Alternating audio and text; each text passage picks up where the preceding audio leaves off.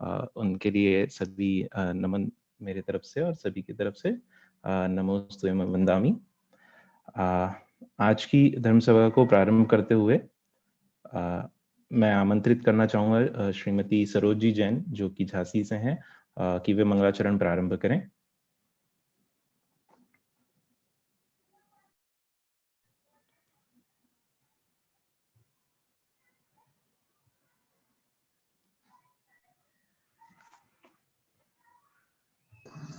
सरोजी जैन नहीं है शायद, तो मुनिश्री को आमंत्रित कर दीजिए। जी, बोलिए पूज्य गुरु श्री सुविज्ञ सागर जी गुरुदेव की जय। नमोस्तु गुरुदेव। आज की मंगलाचरण को आप प्रारंभ करें, ऐसी मैं आपसे विनंती करता हूँ।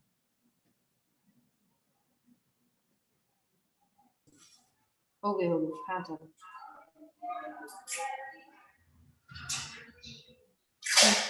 जय बोलो अनंतानंत सिद्ध परमेष्टि भगवान की जय। बोलो सरस्वती जिनवाणी सरस्वती माता की जय। जय। बोलो परम पूज्य तपस्वी सम्राट आचार्य भगवंत श्री सन्मति सागर जी गुरुदेव की जय। बोलो परम पूज्य वैश्विक धर्म प्रभावक आचार्य श्री कनक नंदी जी गुरुदेव की जय। हाँ,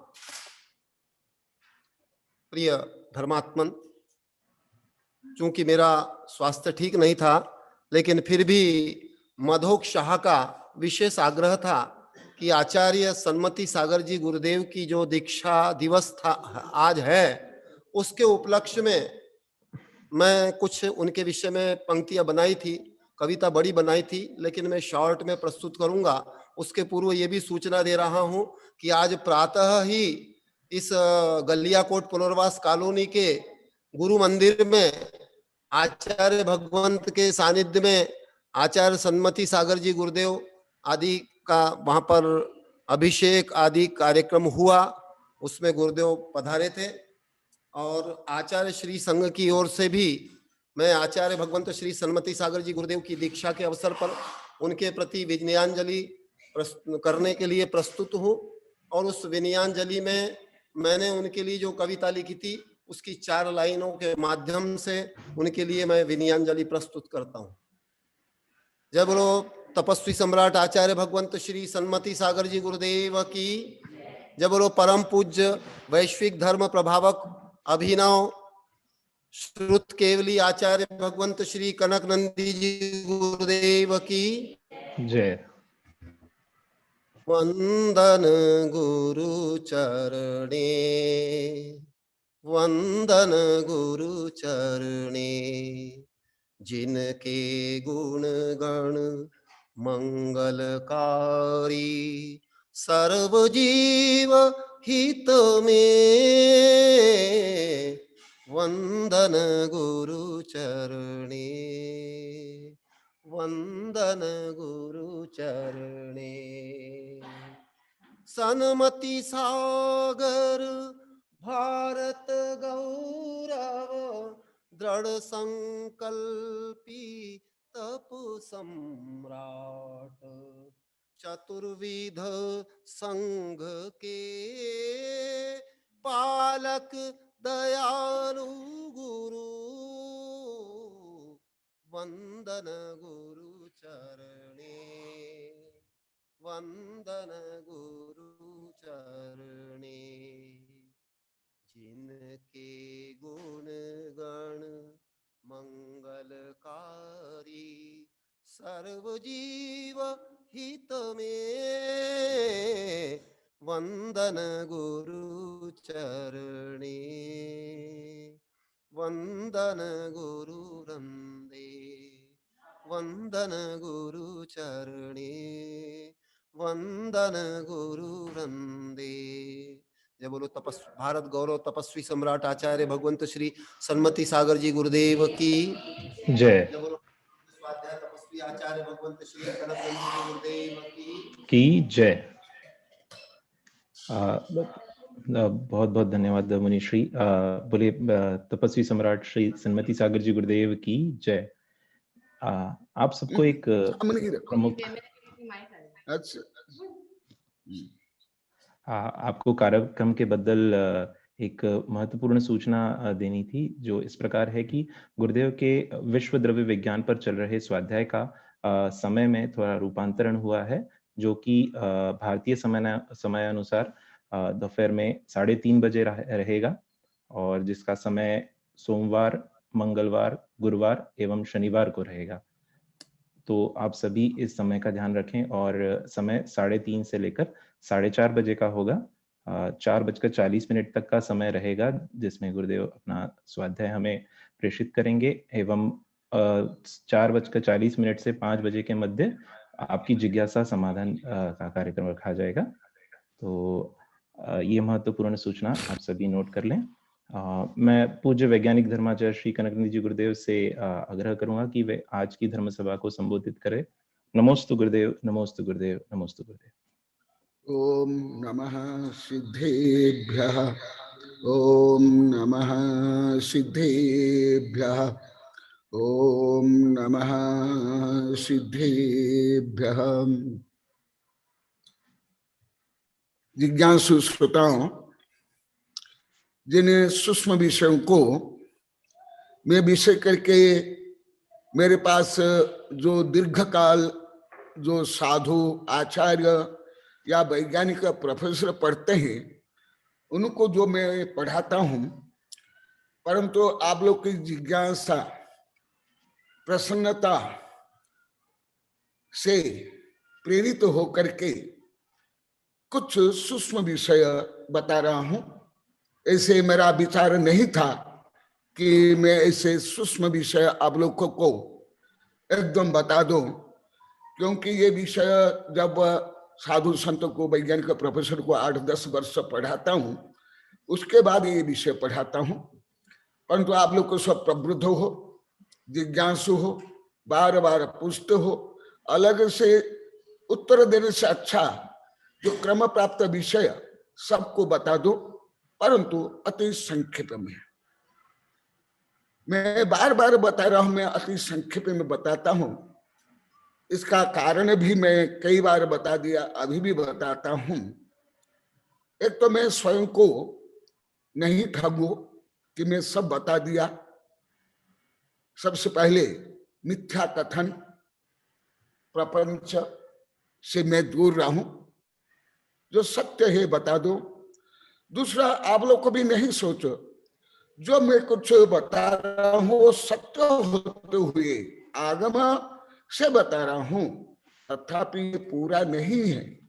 इसलिए केवल इतना सुन करके हम सब जान लिए, समझ गए, ऐसी प्रवृत्ति नहीं हो, इसलिए मुझे ये बार बार बताना पड़ता है। और हमारी ये आचार्यों की परंपरा भी है, ये संस्कृति है। और ये कारण है, जो आप लोग को जानना चाहते हो, महान कई भव के संस्कार के कारण ऐसे भाव होते हैं, और ऐसे हुंडा अवसर्पणी, भौतिकवादी, स्वार्थनिष्ठ, ढोंग पाखंड आडंबर पूर्ण युग में जो आप लोग के आध्यात्मिक जिज्ञासा हो रही है, रुचि हो रही है, मुझे आप लोग की जिज्ञासा, आप लोग को रुचि प्रेरित करती है, ऊर्जा देती है।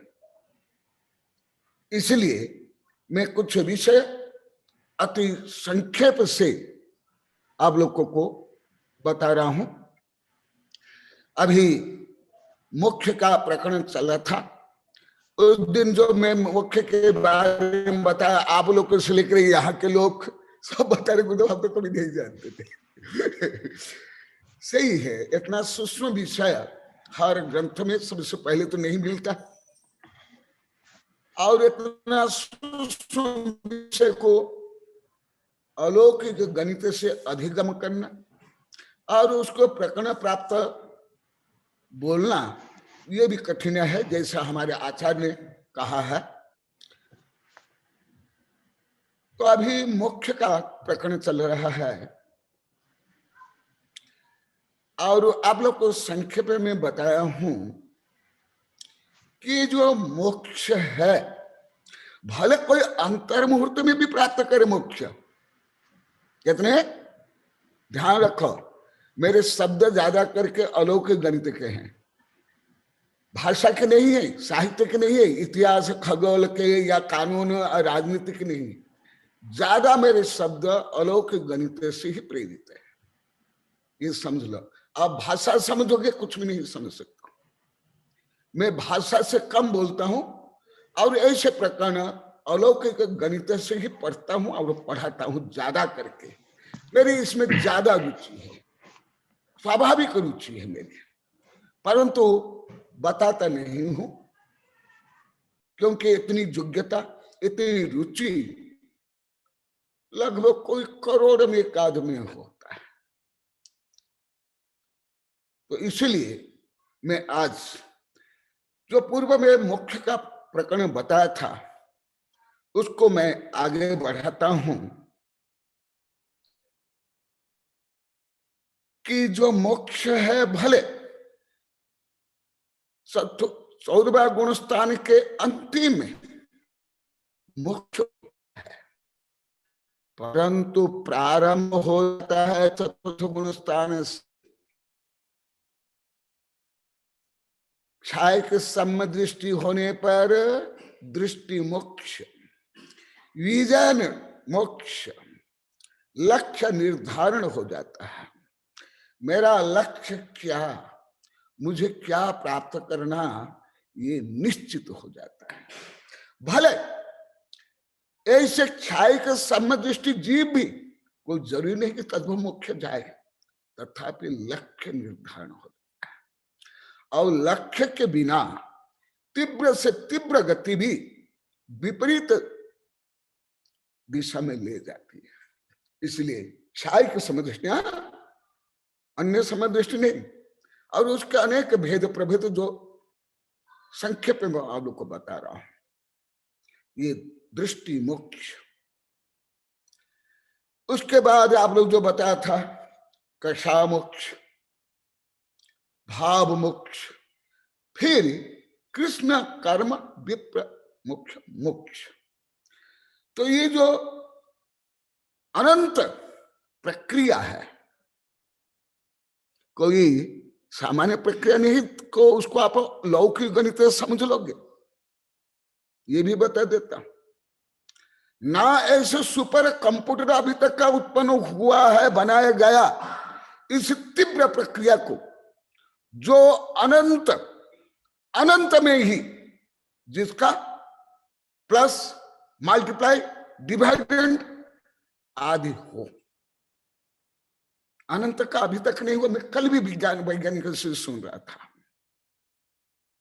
तो इसलिए ये जो प्रक्रिया इतनी तीव्रता से होने पर भी अंतर मुहूर्त में संभव नहीं तो कई भव लग जाता है। जो कई भव लगते हैं वो अंतर मुहूर्त में संभव। ये अलौकिक गणित है, उच्चतम क्वांटम सिद्धांत। मैं इसलिए क्वांटम सिद्धांत को बार बार बोलता हूं। जो वैज्ञानिक दृष्टि क्वांटम सिद्धांत पढ़े हैं ये अति शीघ्रता से समझ लेंगे और बहुत आनंद आएगा। और रिसर्च करने के लिए उनको खरब अरब डॉलर खर्च करने पर भी जो नहीं मिलेगा इससे मिलेगा। और दूसरा कारण मैं ये बता रहा हूं कि आप भी मैं भी इन शक्तियों का अजस्र पिंड है। ये कोई अन्यत्र नहीं होता है। कोई स्वर्ग नरक या सिद्ध इस्लाम में नहीं होता है। ये सब प्रक्रिया कहां होती है? कहां होती है? तुम में, मुझ में। ये भी अधिकांश लोग को नहीं समझते। धर्म तो बाहर ही होता है, स्वयं में सब है। धर्म पुण्य पाप ये समझते नहीं। तो इतनी शक्ति है तुम्हारे। और आप लोग के कई बार ये जिज्ञासा है, वो सब यहां ऐड करो। आप लोगों ने बहुत बार प्रश्न, अभी लगभग 3.5 महीना पहले जो प्रश्न किया था वो भी आज उत्तर देने वाला हूं। जो बीच में आप लोग कई प्रश्न कर लिए वो भी आज उत्तर देने वाला हूं। वो आप लोग को बता रहे थे, और मेरे शिष्य वैज्ञानिक गोदावरी साहब बोले थे, गुरुदेव तो 10 वर्ष पहले भी प्रश्न करने पर उत्तर दे देंगे।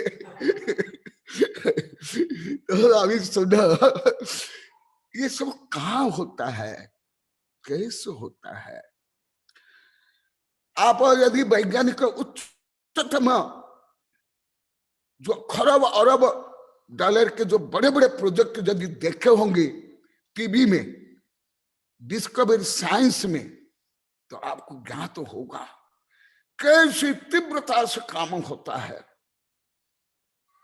जो अभी जेनेवा में 27 किलोमीटर का जो 100 देश के 10,000 वैज्ञानिक मिल करके जो काम कर रहे हैं गौर पार्टिकल के लिए, जब गौर पार्टिकल का ये हुआ तो मेरे एक प्रोफेसर शिष्य है, मेरे अनेक शिष्य जानते हैं जो आप लोग देख रहे हैं, प्रोफेसर प्रभात, मुझे बोले गुरुदेव ये तो हमको कितना बार पढ़ा दिए थे। तो कितने तीव्र काम होता है, उससे भी अधिक तीव्र परिवर्तन, शक्ति उत्पादन, कर्म आश्रम, कर्म बंधन, कर्म संबर, कर्म निर्जरा और मोक्ष आत्मा में होती है। केवल एक हिंस बोसन को समझने के लिए अभी खरब डॉलर हो गया। 20,000 वैज्ञानिक मिले काम कर रहे हैं, उसमें जब प्रक्रिया हो रही है उससे भी अधिक प्रक्रिया तुम में हो रही है, मुझ में हो रही है। क्या जो प्रकृति है, जो ब्रह्मांड है, जो स्वद्रव्य है, उसको छोड़ करके कोई वैज्ञानिक हो, कोई कुछ नया कर सकता है क्या? नहीं कर सकता। जो कुछ हो उसमें जो प्रकृति में होती है उसको जानने के लिए ये सब वैज्ञानिक लोग करते हैं, परंतु वो केवल भौतिक विज्ञान में, परंतु ये आध्यात्मिक विज्ञान में जैविक रासायनिक प्रक्रिया, वो तो केवल रासायनिक प्रक्रिया है। और जो मैं बता रहा हूं ये रासायनिक प्रक्रिया भी और आध्यात्मिक प्रक्रिया भी, तो दोनों को जोड़ो। क्योंकि आप लोग को ज्यादा करके मेरे वैज्ञानिक प्रोफेसर शिष्य हो, कई शिष्य तो मेरे आचार्य से पढ़े भी है, तो वो विषय को मैं आप लोगों को बता रहा हूं। वो दिन आप लोग की जिज्ञासा, आप लोग की प्रसन्नता, यहाँ के लोग की जिज्ञासा प्रसन्नता और साधु संत की जिज्ञासा प्रसन्नता से मैं सोचा चलो इन लोग को योग्य विद्यार्थी पूछ रहे हैं तो हल्का सा ज्यादा नहीं थोड़ा टेस्ट करा देता हूं कि आत्मा में कितनी शक्ति, तुम में कितनी शक्ति, धर्म क्या है, धर्म को केवल क्या मान करके रखो आप लोग। बाजार की वस्तु, विनिमय के वस्तु, राजनीति, कानून नहीं, ये सब तुम हो, मैं ही हूं। तुम में ही प्रक्रिया चलती है, मेरे में ही प्रक्रिया चलती है। तो आप लोगों को जहां बताया था उसके आगे क्रम प्राप्त विषय को बता रहा हूं। भले जो उच्चतम अलौकिक गणित, उच्चतम कर्म सिद्धांत नहीं पढ़े हैं, बहुत कम ही समझ में आएगा, परंतु जिनको समझ नहीं आता उनको भी सब बता रहे, तो बहुत आनंद आता है। कभी हमें ऐसे सुने नहीं, बहुत आनंद आता है। यही तो धर्म है। और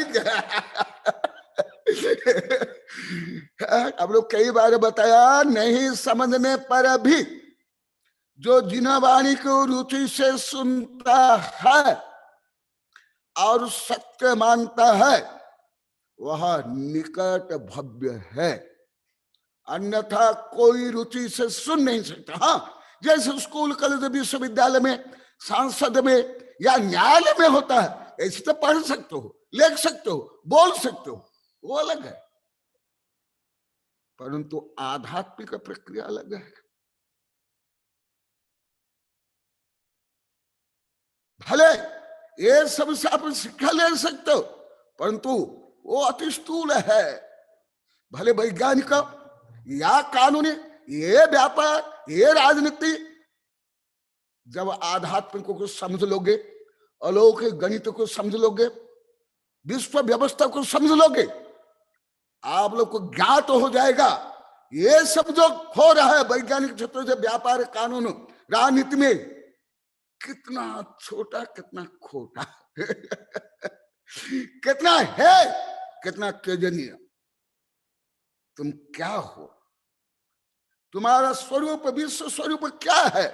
तुम स्वयं को लेक्चरर, प्रोफेसर, वैज्ञानिक, उद्योगपति, करोड़पति, अरबपति इतना मान ले तो ये तो मिथ्यात्व है। हाँ, व्यवहार में तो होता ही, चक्रवर्ती भी करते हैं, तीर्थंकर भी गृहस्थ अवस्था में करते हैं, परंतु ये नहीं हो तुम स्वयं को ये मान लिए तो गए धर्म भ्रष्ट, मिथ्यात्व। तो तुम्हारी जो शक्तियां हैं, तुम्हारे जो गुण है, तुम कौन हो, इससे ही आप लोग ज्ञात होगा।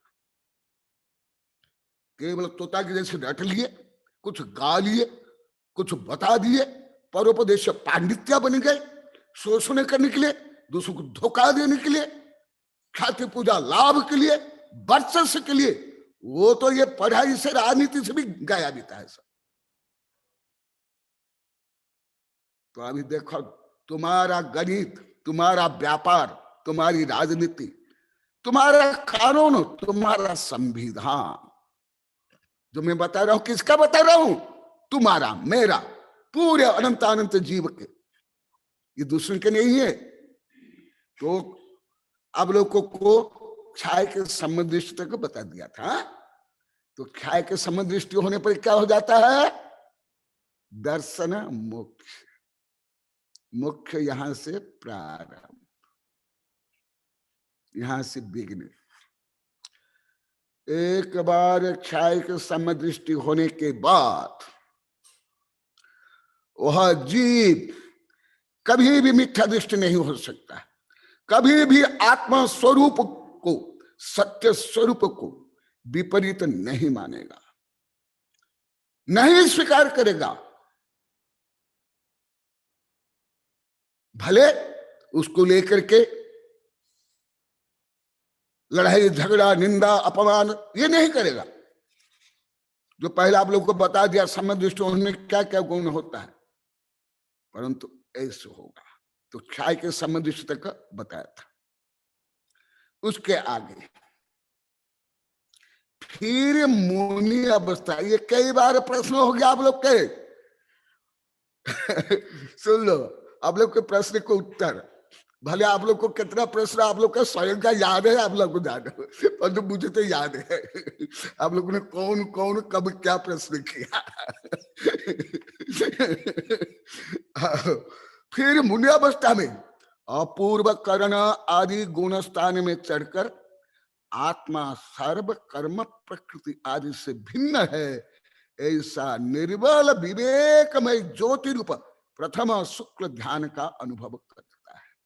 ये अनेक बार बता दिया, परंतु आज आगमन से बता रहा हूं। एक एक वाक्य में आप लोग के अनेक शंकाएं दूर हो गई। फिर मुनि अवस्था, उसके बाद मुनि बनते हैं। मुनि बनने के बाद जो छठा सातवां गुण स्थान में रहते हैं, उसके बाद जब आध्यात्मिक विशुद्धि बढ़ती है, आध्यात्मिक विशुद्धि से आध्यात्मिक शक्ति बढ़ती है, और उसके कारण अपूर्व कर्ण आदि जो गुण स्थान आप लोग को पहले विस्तार से बता दिया हूं, इसलिए पहले का विषय भी जोड़ना पड़ेगा। यदि मैं यही एक वाक्य को बोलूंगा तो सप्ताह से महीना लगेगा, इसलिए पूर्व का विषय भी यहां जोड़ो। अपूर्व कर्ण आदि गुणस्थान में चढ़कर आत्मा सर्व कर्म प्रकृति आदि से भिन्न है, ऐसा निर्मल विवेक मई ज्योतिर्व प्रथम शुक्ल ध्यान का अनुभव करता है। शुक्ल ध्यान कौन से गुण स्थान में? छठा सातवां में भी नहीं। आप लोग की बहुत बार जिज्ञासा है, छठा गुण स्थान में भी नहीं, मुनि को भी नहीं।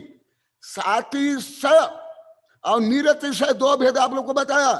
नीरति सात सप्तम गुण स्थान में भी चतुर्थ काल के मुनि को भी,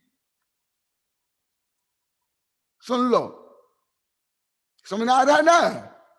ये सब आप लोग की जिज्ञासा है। सप्तम गुण स्थान के जो साथी से जब श्रेणी आरोहण होता है तब जाकर के शुक्ल ध्यान होता है, उसके पहले शुभ ध्यान होता है। परंतु शुभ ध्यान में भी, जैसे कल परसों आप लोग की कुछ शंका और जिज्ञासा होने पर मैं बताया था, आगे और बताऊंगा। अशुभात शुभम आयात, शुद्धम सात आगमात, अव्रति व्रतमादाय व्रति ज्ञान परायण, परात्म ज्ञान संपन्न स्वयमेव परे भवति।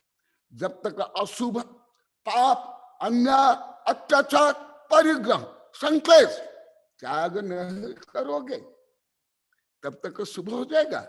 क्या अशुभ त्याग स्वाभाविक होता है? अरे तीर्थंकर को भी अशुभ त्याग के लिए कितना पुरुषार्थ करना पड़ता है। भले आप लोग को अलोक गणित में समझना कठिन होगा, आप पुराण पढ़ लो, महापुराण आदि 24 पुराण पढ़ लो। इसलिए अशुभ को पुरुषार्थ पूर्वक, गुरु साक्षी पूर्वक त्याग करना पड़ता है तीर्थंकर तक को। हाँ, जब वो आगे गुण श्रेणी क्रम से पाप को क्षय करता हुआ, निर्जल करता हुआ, आत्मशक्ति को बढ़ाता हुआ, आत्मा में लीनता लाता हुआ जब आगे बढ़ता है, भले पुण्य प्रकृतियां ज्यादा बंधे, तथापि पुण्य के लिए, भोग के लिए, सत्ता संपत्ति के लिए, प्रसिद्धि के लिए कामना दी जाए प्रवृत्ति नहीं होती है, सहज रूप में अधिक पुण्य बनता है। समझ आ रहा है? थोड़ा कठिन विषय है, परंतु आप लोग को जिज्ञासा है बार बार। आप लोग को सोचो गुरुदेव हमारा प्रश्न का उत्तर नहीं देते हैं, हाँ, या ऐसे भी सोचते गुरुदेव को आता नहीं इसलिए देते नहीं, टाल देते हैं। टाल देते हैं, मुंह भरा देते हैं, बोलते आगे बता दूंगा, पहले बता दिया।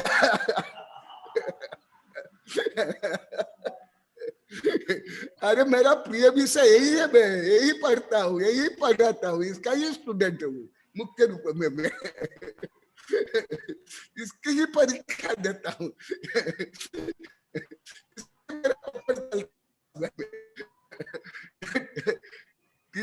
कोचिंग, ट्यूशन सब इसका ही है, चलता है। तो फिर कब आत्मा को क्या अनुभव वो उस समय में करते हैं, जो श्रेणी आरोहण करते हैं, सबसे परे स्वयं का अनुभव करते हैं। देखो, आत्मा सर्व कर्म प्रक्रिया से भिन्न है, ऐसे निर्मल विवेकमय ज्योतिरूप प्रथम शुक्ल ध्यान का अनुभव होता है श्रेणी आरोहण में। और आप लोग कई बार प्रश्न हो गया, आप लोग को सुन भी रहे हो, हंस भी रहे हो, हाथ में जोड़ रहे हो। इसीलिए पंचम काल में भले कुंद कुंद स्वामी हो, धन शरण पुष्प दंत हो, भगवत बलि हो, मोक्ष नहीं होता है, क्योंकि यहाँ क्षपक श्रेणी आरोहण नहीं होता है। इसका मतलब नहीं होता तो क्या मुनि बने व्यर्थ है? आप सीजन में क्या फल फूल आते हैं? जब आप सीजन में फल फूल नहीं आते हैं, क्या पेड़ नहीं लगाओगे? पेड़ की रक्षा नहीं करोगे? पेड़ को काट दोगे, जला दोगे? क्या आप गर्भ में ही प्रौढ़ हो जाते हो? आपका बच्चा जन्म लेते ही आपका व्यापार धंधा संभाल लेता है।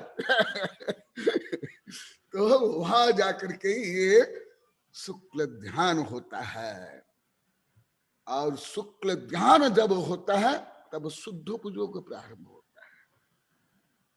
छठा गुणस्थान में सबसे ज्यादा शुद्धोपयोग और सप्तम गुणस्थान अभी आगे आएगा। बिना शुभोपयोग, बिना पुण्य कर्म, जो अभी आगे आने वाला है इसमें जोड़ना आप लोग को, अभी तक कोई मोक्ष नहीं जा पाए, ना जा सकते हैं। फिर राग द्वेष रूप चारित्र मोह के उदय के अभाव होने पर निर्विकार शुद्धात्मानुरूप अनुभव रूप वीतराग चारित्र को देखा। कहा वीतराग चारित्र है? तीर्थंकर को भी भले 8 वर्ष अंतर मुहूर्त में तीर्थंकर व्रती बन जाते हैं, लाखों करोड़ वर्ष गृहस्थ में जब रहते हैं उनको ये सब संभव ही नहीं, कभी नहीं हुआ, आगे भी नहीं होगा, क्योंकि ये दूसरे द्वारा दिया हुआ सर्टिफिकेट नहीं है। कोई समाज, कोई स्कूल, कॉलेज, कोई विश्वविद्यालय, कोई नोबेल पुरस्कार वाले दे दिए सर्टिफिकेट, पुरस्कार दे दिया, हो गया, नहीं। ये तो आत्मा की शक्ति की अभिव्यक्ति है, आत्मा की शक्ति की जागृति है, आत्मा विशुद्धि जो स्वयं को ही करना पड़ता है, दूसरे से प्राप्त नहीं होने वाला है, कोई भी किसको नहीं दे सकता है। भले उसके लिए देव, शास्त्र, गुरु, द्रव्य, क्षेत्र, काल, भाव, भव ये सब चाहिए, परंतु ऐसे होता है। ये कोई जबरदस्त नहीं है, कोई घोटाला नहीं है, जो यथार्थ है उसको सर्वज्ञ ने देखा और दिव्य ध्वनि से बताया, जो यथार्थ। तो आप लोग क्या सोचते हो? क्या भगवान केवल ये आकाश काल शरीर को देखते हैं? क्या कर्म प्रकृति, श्रेणी, आरोहण और जो विभिन्न स्वाभाविक वैभाविक भाव होते हैं उसको नहीं जानते? क्या ये केवल फोटो खींच लेते भगवान? अरे फोटो नहीं, एक्सरे नहीं, एक्सरे के आगे एक्सरे भी पूरा क्या खींच लेगा क्या? नहीं, वो तो केवल ज्ञान में। इसलिए जो आप लोग को बार बार प्रश्न कर रहा है, मैं जानता हूं ये सब, इसकी समस्या समाधान मैंने बहुत किया है, बहुत ग्रंथ लिखा हूं, इसलिए आप लोग को प्रश्न प्रारंभ होता ही मुझे समझ आ जाता है, मुझे आगे सुनने की आवश्यकता ही नहीं पड़ती है। इसलिए ये विषय कुछ खुलासा करके आप लोग को बता रहा हूं। फिर राग द्वेष रूप चारित्र मोह के उदय के अभाव होने पर निर्विकार शुद्धात्मानुभव रूप वितराग चारित्र को प्राप्त करता है। आप 24 घंटा में कितने सेकंड, मिनट नहीं सेकंड आप निर्विकार रहते हो, निर्विकल्प रहते हो, वितरागी रहते हो, आत्मा भी लीन रहते हो? अरे अंतर मुहूर्त के लिए, आत्मा में स्थिर होने के लिए, इस अवस्था में आने के लिए भव भव चाहिए, 1-2 भव नहीं, कई कई भव। इतना सरल काम थोड़े हैं। कोई व्यापार कर लिया, कोई भविष्य का वस्तु विनिमय कर लिया, इधर उधर कुछ कर लिया, कुछ स्कूल कॉलेज के सब्जेक्ट पढ़ के पास हो गया, कुछ बन गए, कोई सर्टिफिकेट मिल गया, नहीं। ये सब तुम्हारी स्वाभाविक प्रक्रिया है, तुम्हारे भाव के प्रक्रिया है। इसलिए कोई कुछ बोलता है, कोई कुछ करता है, उसके अनुसार चलोगे तो ये गृहीत मिथ्यात्व है। अगृहीत मिथ्यात्व में जो आप लोग को कई बार पढ़ाया हूं, गृहीत दूसरा बोल दिया, उसको चल क्या आप रिमोट कंट्रोल हो क्या? आपको आपका जो टीवी है, आपका जो वैज्ञानिक कुछ उपकरण है, दूसरे चलाएंगे? नहीं, ये तो आत्मा की परिणति है। तब जाकर के वहां वीतराग चारित्र के द्वारा मोहन कर्म का क्षय होता है। इसलिए मोक्ष मोहन कर्म, मोह के क्षय के पीछे तत्काल आगे आएगा। अभी संक्षिप्त में बता रहा हूं।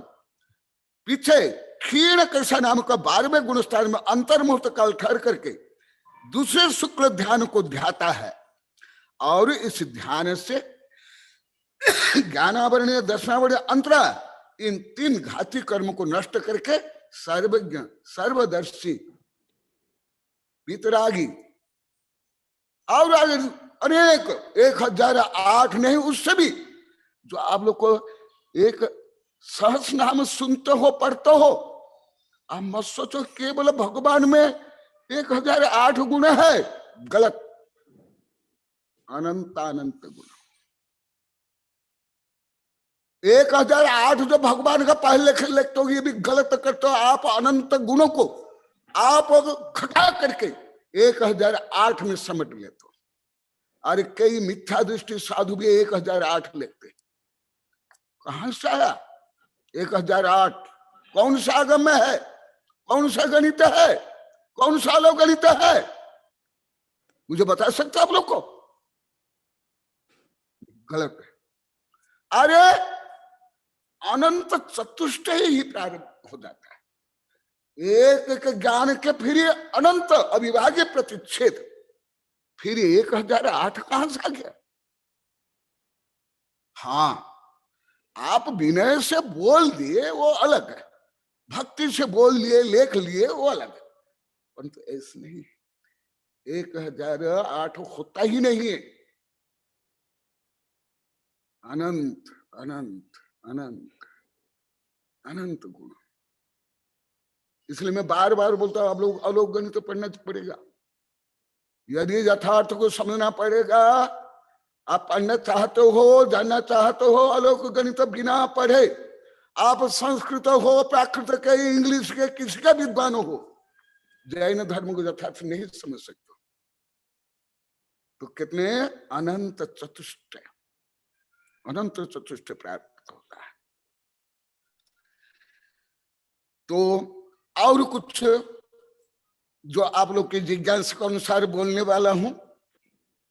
दंसनान समग्रम झाननो अन्नदब संयुक्तम दादि निजर हेदुम स्वभाव सहित साधु। दर्शन, ज्ञान, चारित्र भिन्न भिन्न होने पर नहीं चलेगा। जैसे रेखा गणित में, ट्रिग्नोमेट्री में एक त्रिभुज बनने के लिए 2 बाहु से बना सकते हो? नहीं ना। ट्रिग्नोमेट्री में कम से कम 3 बाहु चाहिए कि नहीं? भले इसके आगे कोई भी क्षेत्र हो, उसमें 4 भी है, 8 भी है, सैकड़ों भी है, हजारों, लाखों, करोड़ होगा, परंतु रेखा गणित के अनुसार कम से कम एक सिंगल क्षेत्र बनाना चाहोगे, 3 से कम में हो जाएगा? करके देखा दो। इसी प्रकार जो सम्यक दर्शन, ज्ञान, चारित्र मुख्य 3 है, केवल 3 नहीं है, 3 नहीं है। भगवती आराधना में कहा पंचाराधना, और कहा 4 आराधना, 10 धर्म, कितना भेद प्रभेद। इसीलिए जब ये तीनों सम्यक दर्शन, ज्ञान, चारित्र अभेद हो जाएंगे, तब जाकर के जैसे अमृत धारा बनाते हैं, पिंपरमेंट, अजवाइन, सत्ता और कपूर, तीनों को अलग अलग रखो, क्या अमृत धारा बनेगी? नहीं बनेगी। इसी प्रकार आचार्य श्री बता रहे हैं, दंसन नान समगम झान जो अन्न दब नो अन्न दब संयुक्तम, जहां अन्न द्रव्य का कोई संबंध नहीं, वहां जाकर के ध्यान होता है। मनसा वचसा कर्मणा कृतकारिता अनुमोदना में तब जाके निर्विकल्प स्वसंवेदन शुद्ध उपयोग शुक्ल ध्यान होता है। और उसके लिए ही भगवान तीर्थंकर तक तद्भव में तो कितने वर्ष से साधना करते हैं, उसके पहले भी 8-10 भव तक इसकी साधना करते हैं। भले अलोक गणित आप समझते नहीं या नहीं पढ़ पाते तो इतने बड़े बड़े ग्रंथ कहाँ 20-30 हजार पेज कहाँ पढ़ोगे? ऐसे सार भी निकालना इतना सरल है क्या? कम से कम पुराण में पढ़ लो। कितनी साधना करनी पड़ती, जब तीर्थंकर को इतनी साधना करना पड़ती है तो फिर आप लोग को बिना त्याग, बिना समता, बिना परिग्रह त्याग, बिना राग द्वेष काम क्रोध ईर्ष्या द्वेष घृणा त्याग, आप शुक्ल ध्यान से भगवान बन जाओगे। जो आप लोग की जिज्ञासा है उसके लिए मैं बता रहा हूं। आप लोग बार बार प्रश्न कर रहे हैं इसलिए आप लोग उत्तर देने के लिए, मैं किसकी निंदा चुगली ये सब के लिए नहीं बोल रहा हूं। आप लोग तो बार बार प्रश्न कर रहे हैं इसलिए। नो अन्न दब्ब संयुक्त,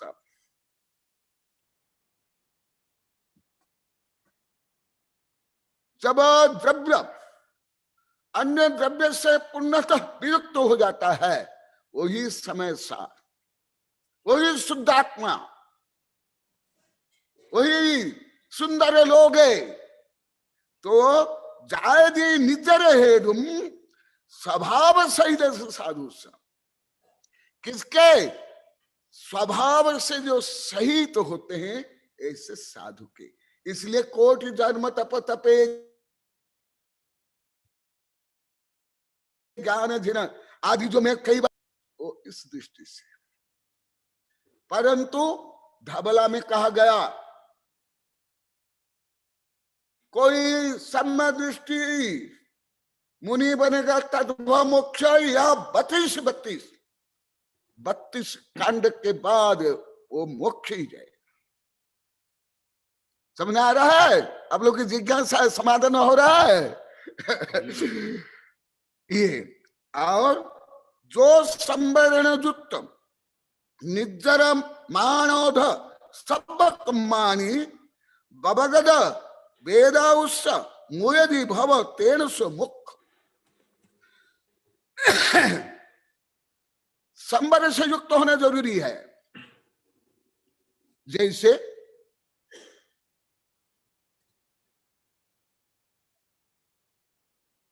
पानी आ रहा है नदी में, आप मान लो डैम भी बांध लिए तो पानी संचय होगा कि नहीं? इसी प्रकार यदि आपका कर्म आता जा रहा है राग द्वेष काम क्रोध संकल्प विकल्प आदि से, तो आपकी निर्जरा कैसे होगी? गज स्नान बत क्रिया।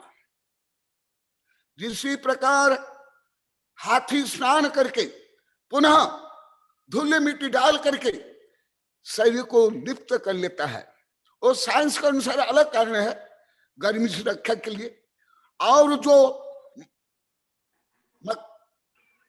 ये कीट पतंग है उससे रक्षा के लिए, परंतु तो गंदा होता है ना। इसी प्रकार संवर मुख्य है।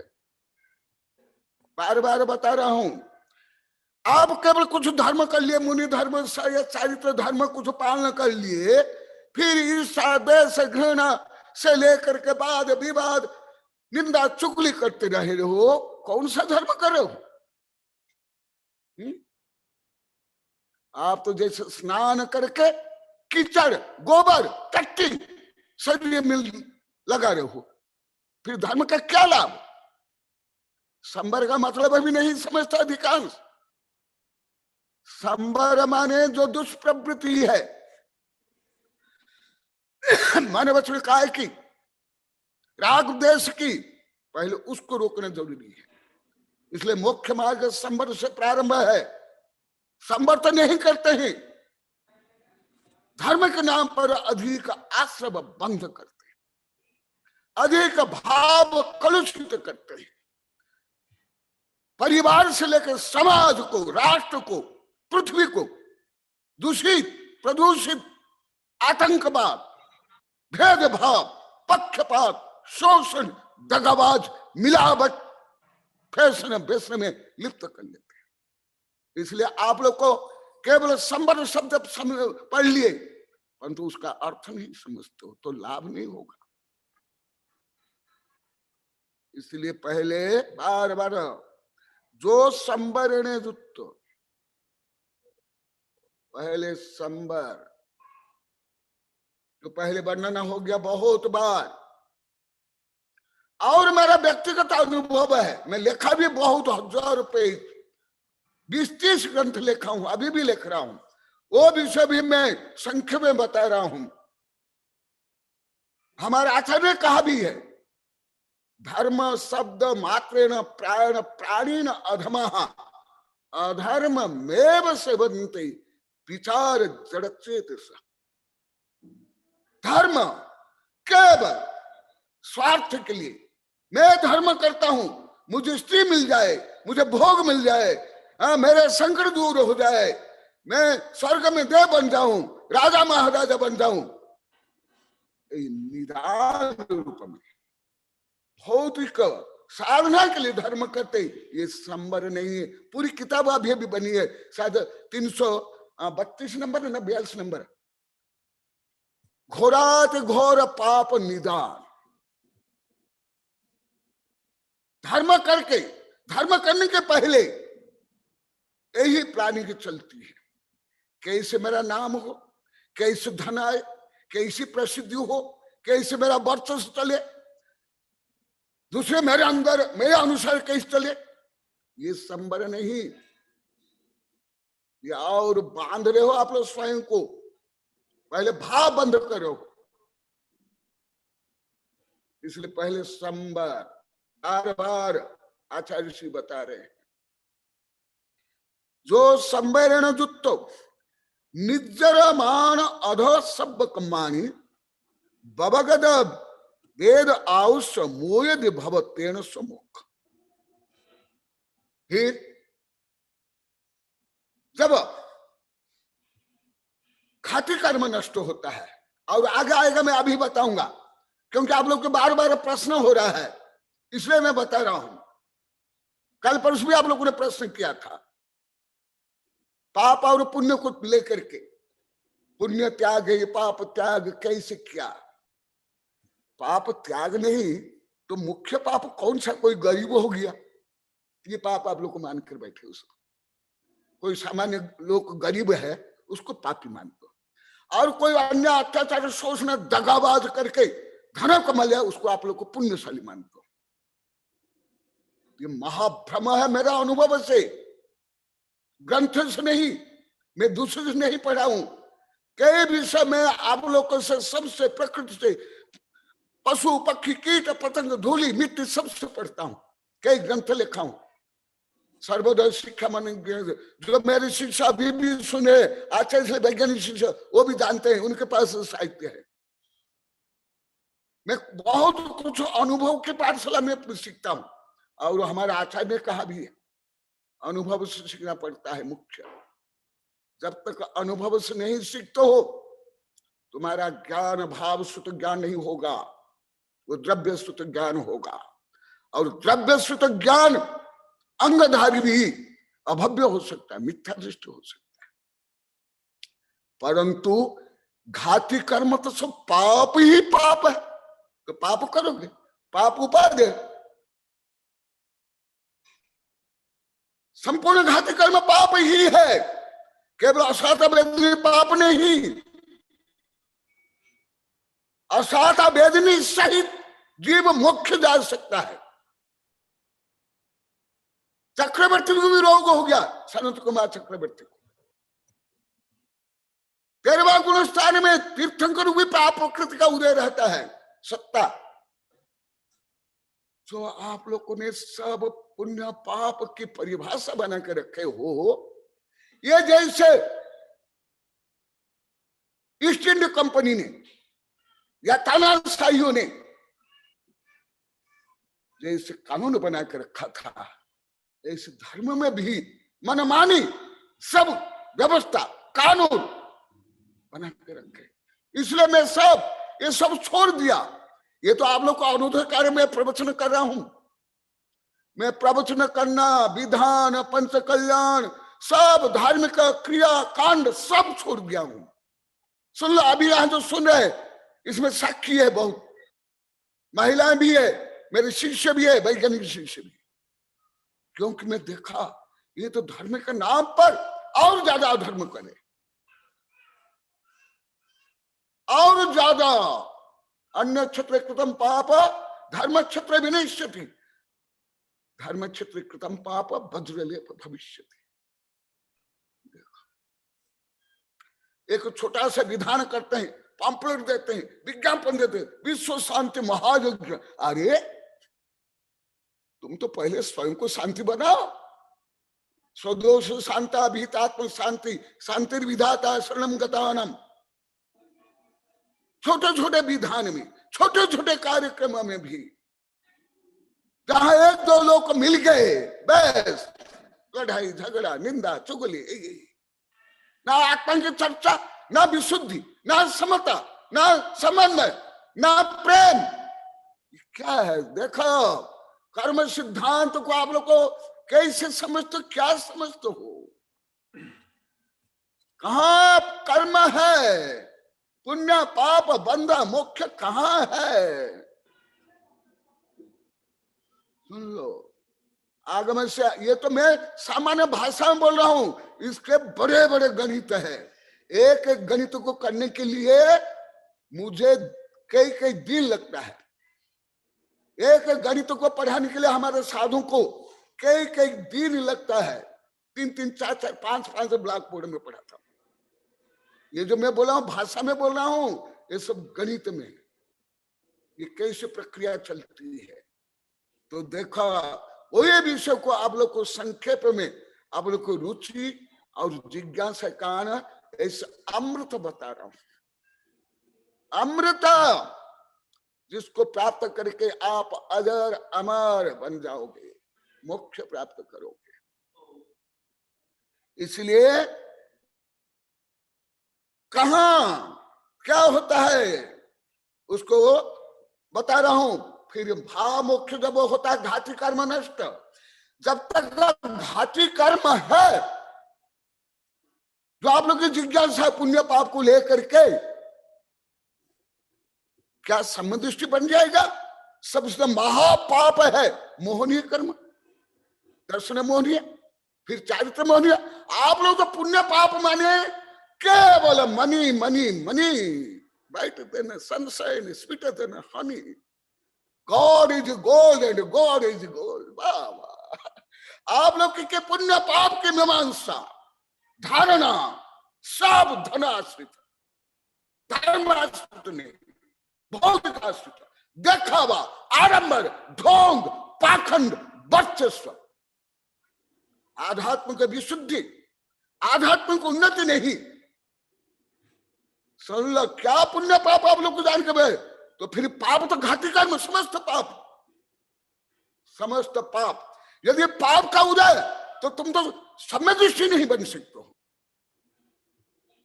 और अन्य अत्याचार, पापाचार, सत्य व्यसन, पंच पाप, ये पाप है तो ये ग्रहणीय है। और अनुव्रत, महाव्रत, श्रावक के समस्त व्रत और साधु के समस्त व्रत और छठमा गुणस्थान की समस्त क्रियाएं पुण्यमय है। हाँ, तो फिर इसको छोड़ दोगे? न सिद्धंति बत्थधर जैव होई तिथयर नग्गो विमुख मुग्गो सब्बे उमग गया सब्बे। तो आप लोग क्या समझते हो? इसलिए ये सब देख करके, सुन करके, अनुभव करके मैं यही अनुभव किया। अरे अनंत तीर्थंकर हो गया, अभी अभी बताने वाला हूं। एक निगोद शरीर के जितने जीव है, इतना भी मोक्ष नहीं जा पाए। भले विश्व कल्याण की भावना रखते। इसी प्रकार में सोच करके, अनुभव करके, धीरे धीरे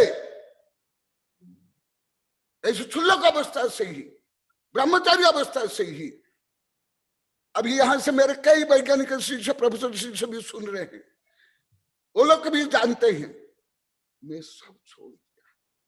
मेरे पास योग्यता, क्षमता होने के बाद मैं प्रवचन नहीं करता, विधान नहीं, पंचकला नहीं, कोई सामाजिक लंद फंद में जहां केवल वर्चस्व हो, धन का, मान का, सम्मान का, ख्याति, पूजा, लाभ, पंथ, मत, कोई काम नहीं करता।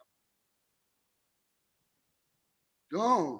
जब मैं आध्यात्मिक दृष्टि से, अलौकिक गणित से, मनोविज्ञान से ये सब समझ गया, अनुभव किया, फिर मैं क्यों करूं?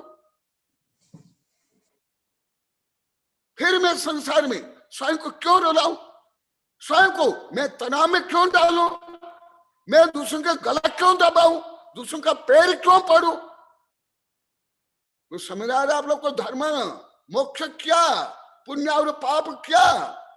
भले इसे कम समझते, नहीं समझते, नहीं समझते, इसे मुझे विरक्ति हो गई। मैं भी सब छोड़ दिया, केवल ध्यान, अध्ययन, मनन, चिंतन, लेखन और योग्य वैज्ञानिक, प्रोफेसर, साधु संत को पढ़ाता हूं, और कोई भक्त शिष्य यदि ऐसे है उनको पढ़ाता हूं। देखो, समझ लो,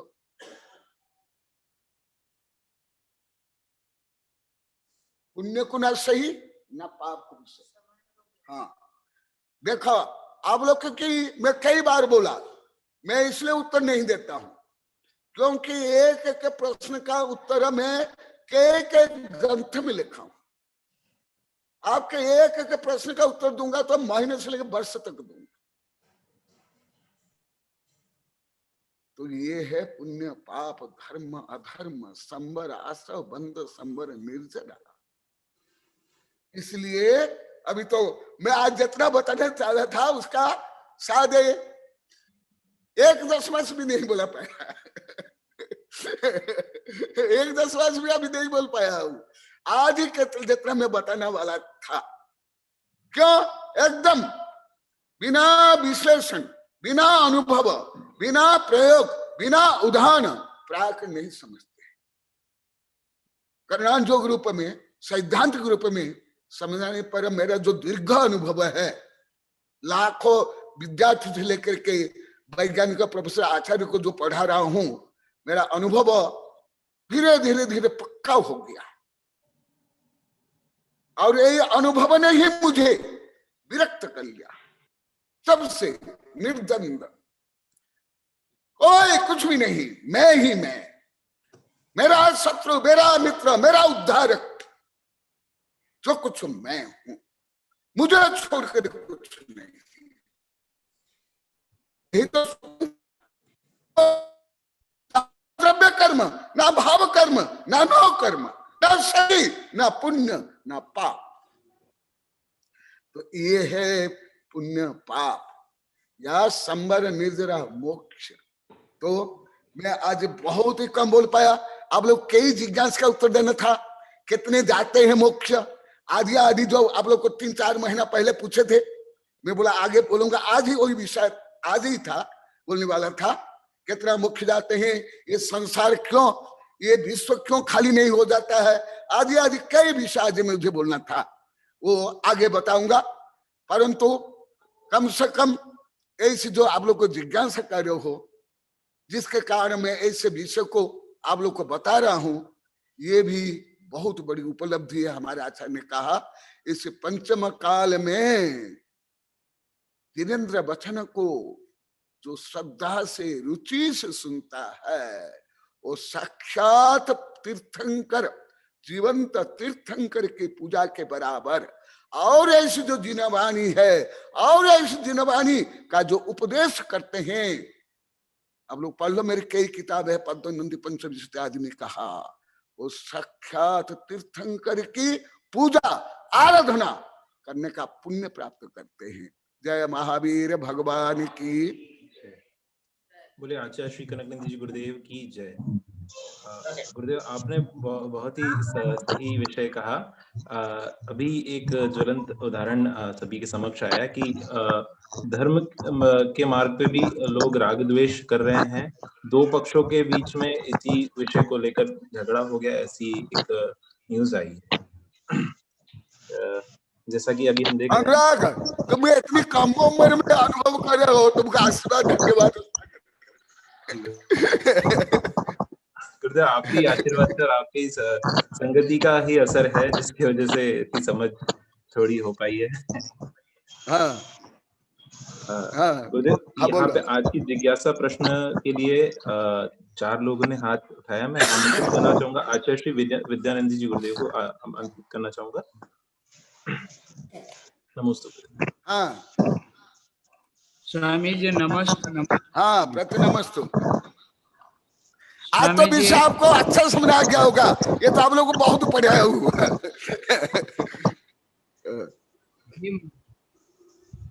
महाराज जी, मेरा यह प्रश्न था, हाँ, जो बंध के जो 4 भेद है और कर्म के जो 10 भेद है, और उदय विच्छित्ते, बंध विच्छित्ते, सत्य विच्छित्ते आदि जो विषय लब्धिसार, छपनासार, कर्मकांड आदि जो आया है, तो पढ़ते समय तो लगभग 99% कुछ समझ में नहीं आता है।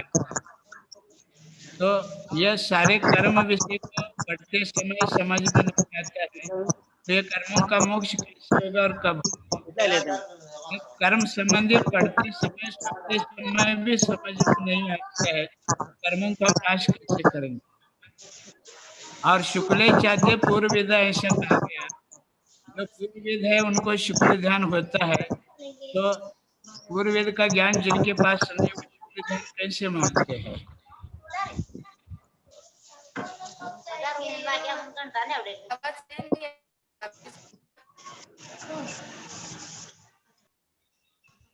एक बार पूरा पूछिए। जी हाँ, पूछता हूँ। मुझे थोड़ा सा कट रहा था गुरुदेव। मेरी आवाज आ रही है? बीच में मेरी थोड़ा आवाज कट आ रही गया। है?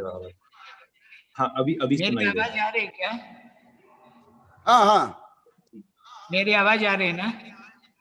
हाँ। गुरुदेव, मेरा यह प्रश्न था कि कर्म के विषय में जब भी पढ़ाई करते अथवा सुनते हैं, ते कर्मों के उदय विच्छित्ते, बंध विच्छित्ते, सत्य विच्छित्ते और कर्मों के जो 10 अवस्थाएं हैं, तो ये लब्धिसार, छपनासार, कर्मकांड इत्यादि ग्रंथों से अथवा धवला आदि ग्रंथों से पढ़ते तो लगभग 99% समझ में नहीं आता है, तो फिर कर्म से मोक्ष कैसे होगा? नहीं आता है। और शुक्ल चाद्य पूर्व वेद ऐसा कहा कि पूर्व वेद को ही शुक्ल ध्यान होता है, तो फिर जब अपने पास पूर्व वेद का नहीं है तो फिर कर्म नाश करके मोक्ष कैसे मिलेगा?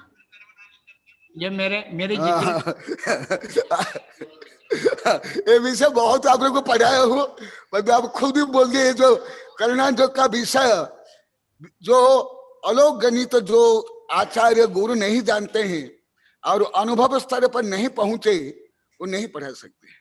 खुद मुझे अनेक साधु संत आचार्य वैज्ञानिक प्रोफेसर बोलते हैं, आपके सामने भी बोले, आप भी बोले, ये तो सही है, मैं खुद भी बोला। कर्णाटक अलौकिक गणित कोई ऐसे स्कूल कॉलेज का विषय नहीं है, आर्ट्स कॉमर्स नहीं है, कानून ये नहीं कि संविधान पढ़ लिया समझेगा, ये तो सही आप बोले, अनुभव बोले, एकदम सत्य है। दूसरा जो आप बोले वो प्रकरण भैया आगे आने वाला है, उसमें बता दूंगा, और अभी आज भी आने वाला था और आगे तो आएगा ही, उसमें बताऊंगा। जी महाराज जी, मेरी एक और जिज्ञासा छोटी सी है। हाँ नमस्ते महाराज जी, द्रव्य मोक्ष होता है 14वें, द्रव्य मोक्ष होता है 14वें गुणस्थान के अंत समय में, यह समझ में आ गया। जो भाव मोक्ष होता है आपने 12वें गुणस्थान के अंत में, जब 4 घाती कर्म करते, 3 घाती करते, तब भाव मोक्ष होता है। 12वें गुणस्थान के पहले समय में जो क्या है, कषाय मुक्ति होती है, क्योंकि 10वें गुणस्थान तक कषाय रहता है, इसलिए 12वें गुणस्थान के पहले समय में कषाय मोक्ष हुआ। लेकिन आप बार बार एक शब्द प्रयोग करते हैं, दृष्टि मोक्ष, तो छोड़ने छोड़ने जैसा जो है द्रव्य मोक्ष है, भाव मोक्ष है, कषाय मोक्ष है, लेकिन दृष्टि मोक्ष से आपका तात्पर्य क्या सम्यक दर्शन से मोक्ष के मिथ्यात्व से मोक्ष? छाया के सम्यक दर्शन, आप लोग को बहुत पढ़ाया हूं, छाया के सम्यक दर्शन। जी हाँ, मैंने मिथ्यात्व दर्शन का मोक्ष, हाँ, समय हाँ, दर्शन मिथ्यात्व की से प्राप्ति, मुक्त। छाया समय दर्शन, ये आप लोग को बहुत जी। पढ़ा हूं, और अभी पढ़ा भी आगे और आएगा तो बताऊंगा। नमस्ते स्वामी जी, नमस्ते गुरुदेव। हाँ, प्रति नमस्ते। मैं अगले प्रश्न के लिए आमंत्रित करना चाहूंगा, जिनका नाम यहाँ पे राम साइपेड बोल के आ रहा है। आप आपका प्रश्न रखें।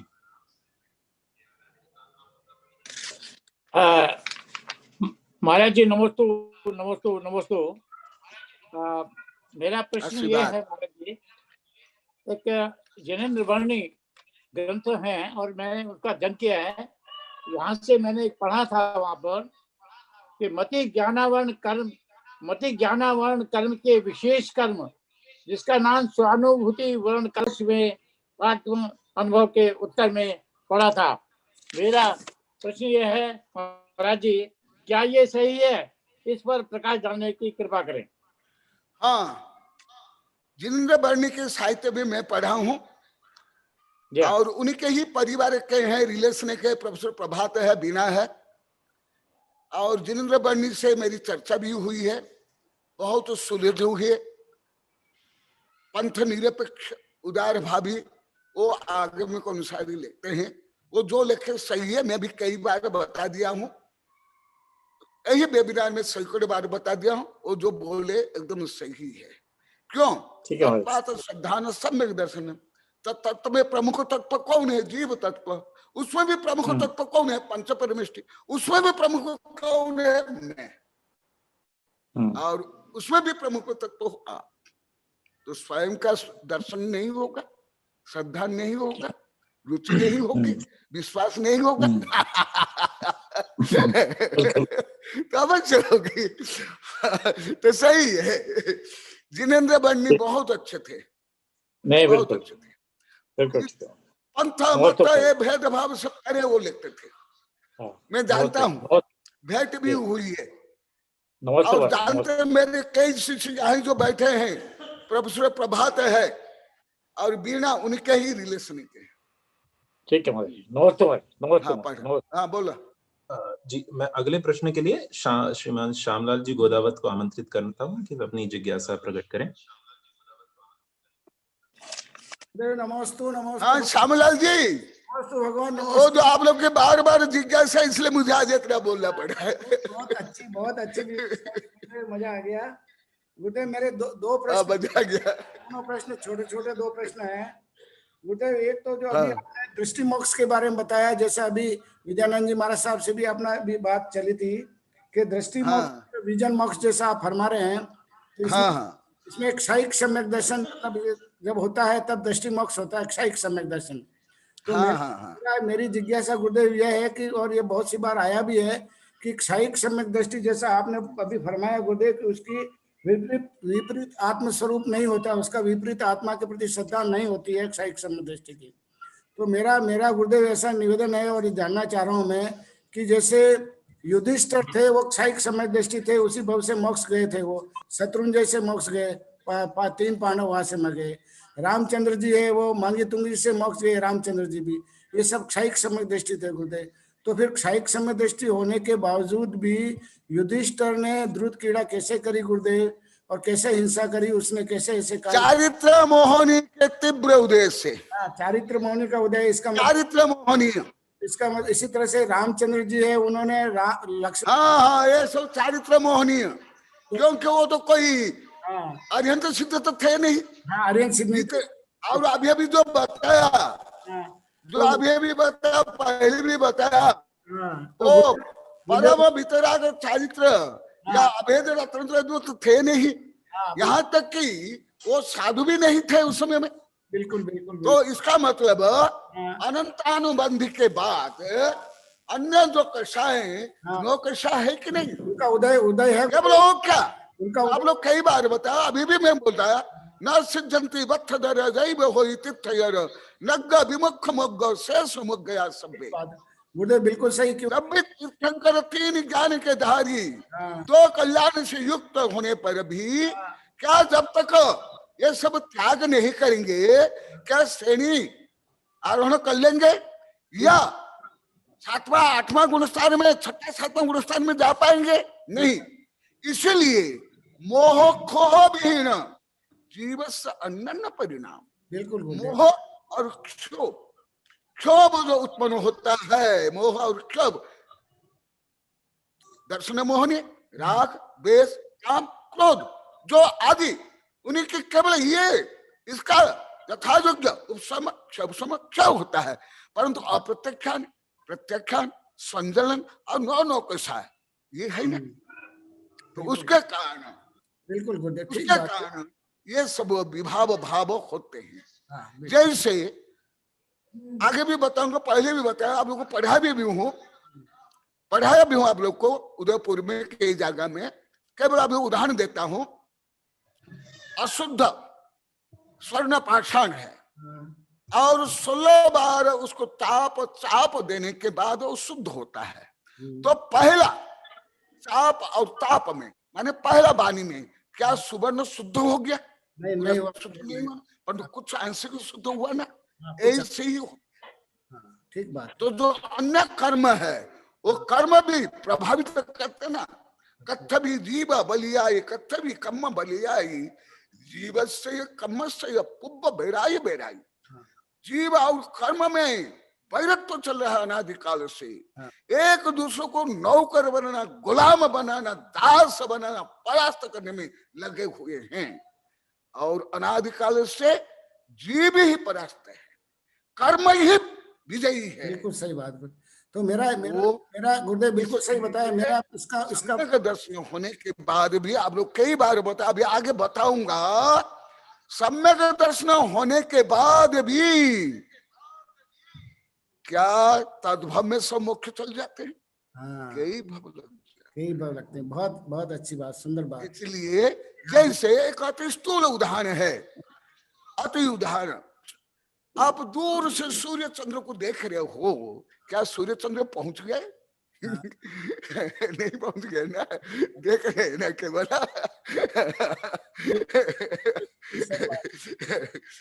चलो अच्छा, सही प्रश्न करे आप लोग सब। इसलिए गुरुदेव मैंने प्रश्न इसलिए उठाया है मैंने गुरुदेव कि कुछ लोग की ऐसी मान्यता है कि सम्यक दर्शन प्राप्त कर लिया, इसका मतलब यह है कि उनको वितरागता प्राप्त हो गई है, वो शुद्धोपयोग में आ गए हैं, वो ज्ञान भाव में आ गए हैं केवल सम्यक दर्शन प्राप्त करने पर। इसलिए ये उन लोगों को जिस तरह का इनकी धारणा है, ये धारणा उनको मिटा देनी चाहिए, मेरा ये कहने का मतलब था। वो तो है, आगम में है, मैं कई बार बता दिया। कोई बात है। और सर्वज्ञ ने कहा, और सर्वज्ञ कहने पर भी सब कोई थोड़े मान लेते हैं। समवस्त्र ने आज बताने वाला था, समवस्त्र में जाते हैं बहुत कम पशु पक्षी मनुष्य देव जाते हैं। सब नाटक देखते हैं, खाना खाते हैं, फैशन करते हैं, व्यसन करते हैं, भोग करते हैं, क्रीड़ा करते हैं बाहर, बहुत समझने के बाहर। बहुत बड़ा संदेश आपने दिया गुरुदेव। एक छोटा सा प्रश्न और है गुरुदेव, अभी जो आपने ध्यान के बारे में, शुक्ल ध्यान के बारे में बताया गुरुदेव, अभी इसी ग्रंथ की आपकी ये स्वाध्याय में कर रहा हूँ, ध्यान ग्रंथ की ये पुस्तक है, इसकी स्वाध्याय। हाँ योग सार नहीं, ध्यान ध्यान ध्यान ध्यान। अभी और एक अलौकिक गणित को लेकर ध्यान के बारे में किताब अभी कंप्लीट हुई है। अभी इसी का इसमें भी वर्णन है। ध्यान संबंधी कई किताबें हैं, इसलिए आप लोग के एक जिज्ञासु में 2 3 4 5 ग्रंथ तो है ही। अभी तक जितना आप लोगों ने प्रश्न किया, कोई एक प्रश्न नहीं कि जिसको ऊपर में कई ग्रंथ नहीं हो। अब इस पे गुरुदेव, अब इस ध्यान शुक्ल ध्यान के ऊपर थोड़ी सी एक संख्या मेरी जिज्ञासा है गुरुदेव। आपने जो शुक्ल ध्यान का जो स्वामी आपने बताया, 8वें गुण स्थान से शुक्ल ध्यान प्रारंभ हो जाता है, 8वें गुण स्थान से। पर गुरुदेव जैसे अभी पुस्तक में मैंने आपने पढ़ा, इसमें लिखा है जैसे पृथक वितर्क, एकत्व वितर्क, सूक्ष्म क्रिया प्रतिपादी और व्यतिरिक्त क्रिया निवृत्ति, ये जो लास्ट की जो 2 है गुरुदेव, ये तो सहयोग केवली और अयोग केवली के होती है। परंतु पहले की जो दो है 11वें और 12वें, प्रथम वितर्क और एकत्र वितर्क, ये 11वें और 12वें गुणस्थान में होती है गुड्डे, पर आप फरमाने का 8वें गुणस्थान से शुरू हो जाती है। तो थोड़ा सा इसका स्पष्टीकरण कर दें गुड्डे मेरे को थोड़ा सा। कई बार कर लिया हूँ, अभी भी फिर कर लेता हूँ। प्रारंभ में छोटा सा गणित लेकर प्रारंभ करता हूँ। गणित से जल्दी समझ आता है, कम से कम मुझे तो गणित से ज्यादा समझ आता है। अन्य कोई भी विषय मुझे गणित समझने में बहुत सरलता होती है और मैंने परफेक्ट हो जाता है। इसलिए मैं गणित को बहुत ज्यादा बाल्यकाल से पढ़ता हूँ और पढ़ाता भी हूँ। आप लोग को पढ़ाऊं बीच बीच में, ज्यादा नहीं पढ़ाया हूँ। मैं तो ज्यादा गणित को ही पढ़ता हूँ ज्यादा, मुख्य रूप में। धर्म हो, विज्ञान, कर्म, सिद्धांत, कुछ भी। इसलिए गणित से मैं बताता हूँ। अनंत के भी अनंत भेद होते हैं, संख्यात के भी संख्यात के संख्यात भेद, असंख्यात के असंख्यात, अनंत के अनंत। ये तो अलग गणित। मैं एलकेजी के प्राथमिक गणित बताता हूँ। 1 डिजिट की संख्या 1 से प्रारंभ होती है और 9 में समाप्त है। डिजिट कौन सी है? स्थान मान एक, परंतु 1 और 9 में अंतर है कि नहीं? अंतर है, बिल्कुल अंतर है ना। तो यहाँ श्रेणी आरोहण में 8वां गुणस्थान में प्रारंभ होता है। अच्छा, परंतु पूर्णता वहां होती है। अच्छा, जैसे 1 से लेकर 9, तो मतलब ये 2 डिजिट में 10 से लेकर 99 तक कितना अंतर? तो 3 डिजिट में 100 से लेकर 999, 4 डिजिट। आगे जाकर के वो जो स्पेस है, जैसे जो अब ये कॉस्मोलॉजी पढ़ेंगे उनको ये सरल समझ आएगा। कॉस्मोलॉजी, आधुनिक कॉस्मोलॉजी का ज्ञान जो मैं बार बार बोलता हूं, उसमें जैसे आप लोग को माप करते हो मीटर में, किलोमीटर में, ये ब्रह्मांड के माप में कुछ भी काम नहीं चलता है। वहां चलता लाइट ईयर, लाइट ईयर। वहां हजारों लाखों किलोमीटर में कोई चलता नहीं है वहां। तो ऐसे ही ये अलग गणित है, आत्मा का गणित है। यहाँ प्रारंभ होता है 8वां गुणस्थान श्रेणी आरोहण में, परंतु पूर्णता वहां होती है। ठीक बात। जैसे अंकुर होता है, अंकुर होते ही वृक्ष पूरा विकसित नहीं हो जाता है, फूल फल नहीं आ जाता है। परंतु बीज से अंकुर हुआ, अंकुर से वृक्ष, वृक्ष से फूल फल, ऐसे प्रारंभ यहाँ होता है। ठीक बात। देखो ना, अब लोग पहले भी बता, अभी आगे बताऊंगा। जो श्रेणी आरोहण कथे छाय के संबंध दृष्टि में कथनचित, जो समय श्रेणी आरोहण करते हैं वो 11वां गुणस्थान से गिर जाते हैं। अभी अभी आदि पुराण साधु को मैं पुराण वगैरह नहीं पढ़ाता हूँ, ये साधु भी जानते हैं, विद्यानंद भी जानते हैं, हमारे सैकड़ों साधु जानते हैं। मैं पुराण वगैरह ज्यादा नहीं पढ़ाता हूँ। मैं रहस्य ग्रंथ ही ज्यादा पढ़ता हूँ, करुणानुग, द्रव्यानुग ये पढ़ता हूँ, तर्क शास्त्र ये पढ़ता हूँ। परंतु इन लोग के कारण, इनको उदाहरण में समझाने के लिए सरलता के कारण, बाल प्रबोधनार्थ उदाहरण, इसलिए मैं पुराण कभी कभी पढ़ाता हूँ, प्राय पढ़ता ही नहीं।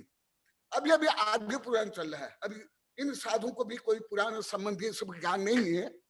पुराण भी कहा था कौन जन्मा, कौन मरा, कौन किसको मारा, कौन किसकी शादी हुई, कितने बच्चों को स्कूल पुराण मारने पड़ेगी सब।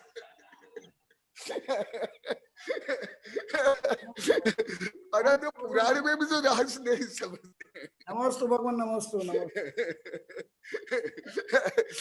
तो अभी भी आदिनाथ पुराण में आया, आदिनाथ भगवान उपसम श्रेणी चढ़ करके नीचे गिरे, फिर श्रेणी चढ़ करके मुख्य गए।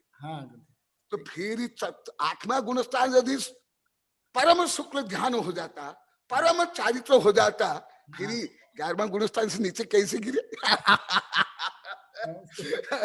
इसलिए गणित से समझो, गणित से, गणित से।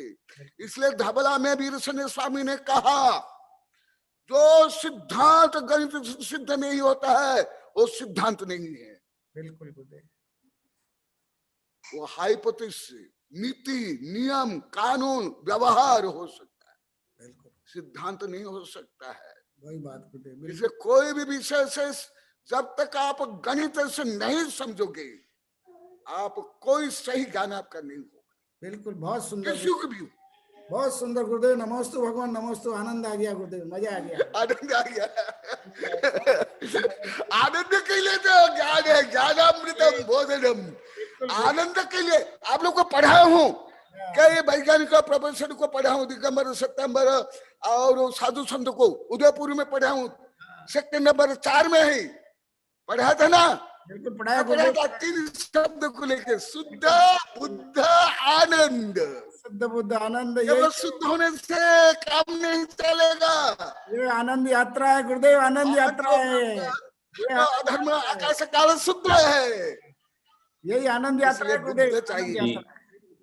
मैं केवल ज्ञान होने से क्या लाभ जब आनंद नहीं।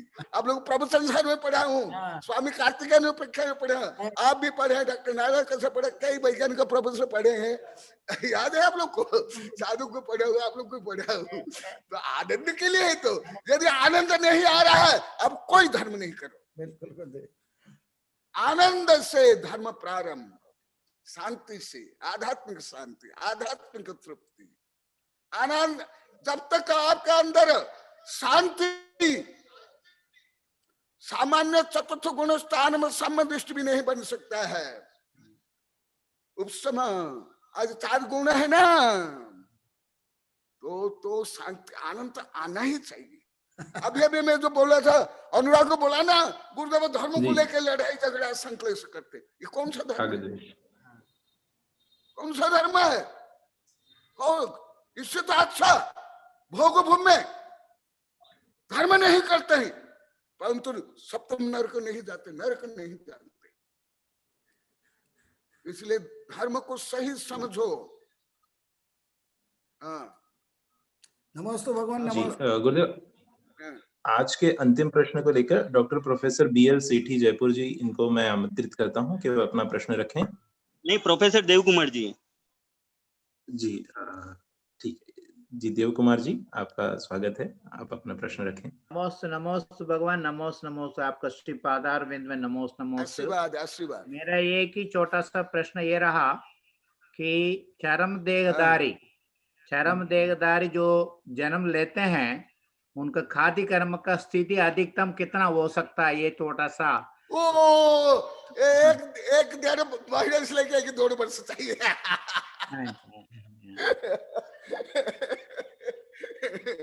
पूरा खपड़ साल अब्दुल सार गोबर सार दाबला जैसे पड़ा होगा।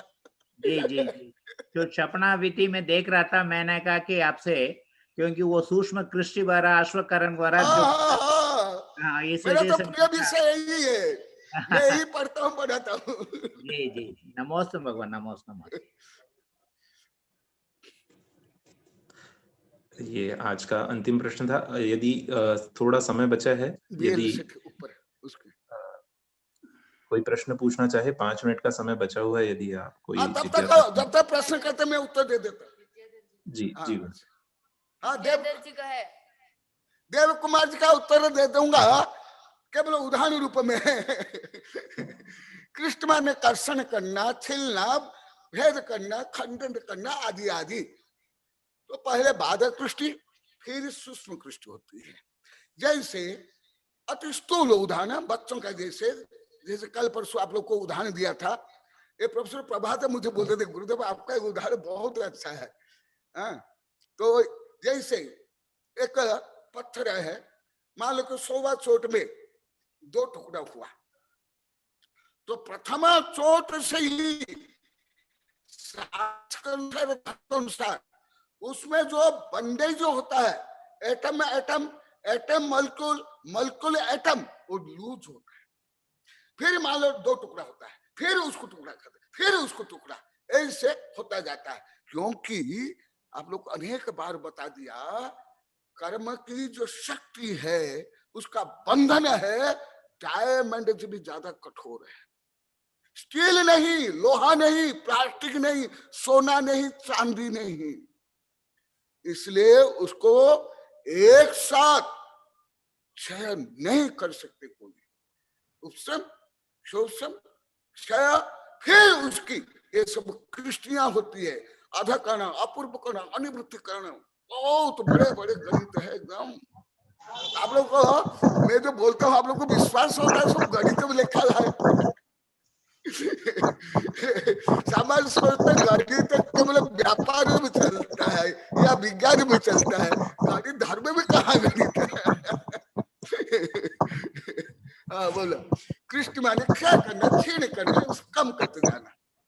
पहले बाधक दृष्टि, फिर सूक्ष्म दृष्टि, फिर ये सब। नमस्ते गुरुदेव, आज आपके जी का प्रश्न है। जय कुमार जी उपाध्याय, हाँ, वो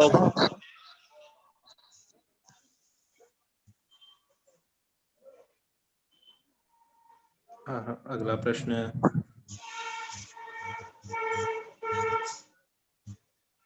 बोलिए जय कुमार हाँ, जी। समय हाँ, करना तो जल्दी कर।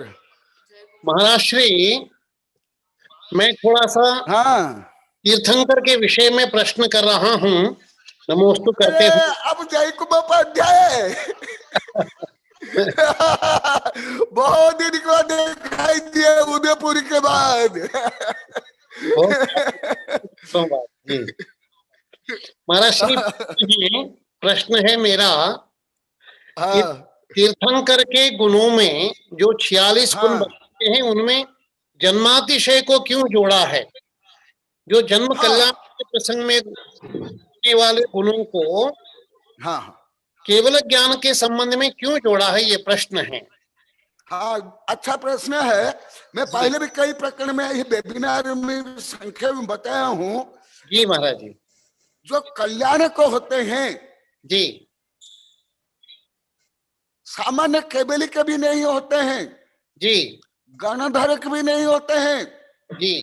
10 प्रकार जो केवली होते हैं उनमें तीर्थंकर केवली के ही पंच कल्याण होते हैं। जी। 10 प्रकार केवली होते हैं।